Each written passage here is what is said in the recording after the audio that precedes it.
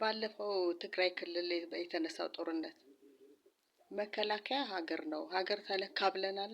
እንደዛ ሆ ብሎ ከዳር እስከ ዳር ህዝብ የተነሳው መከላከያ የሀገር የብሔር ብሔረሰቦች የሃይማኖት ስብጥር ነው ሀገር ነው ተብሎ ነው ሀገር ተነካይ ተብሎ ነው ቀፏ እንደተነካ ባት ንብ እንደዛ ሆ ብለን የተነሳ ነው። አሁንም እኮ ሀገር ማለት ነው።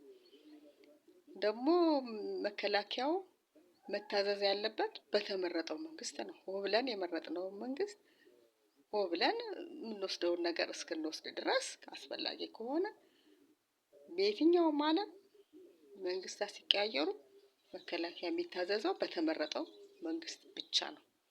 ስለዚህ ከአንድ ብሔር ጋር ማገናኘቱ ለምን አስፈለገ?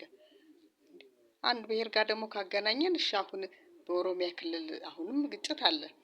ለምን የአንድ ብሔር ነው ስልጣን የያዘው ብለው ለምንድን ነው አርፎ ያልተቀመጡት? አሁንም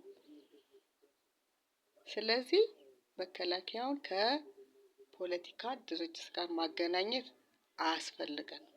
መተዛዘንና መተሳሰብ ይሻላል።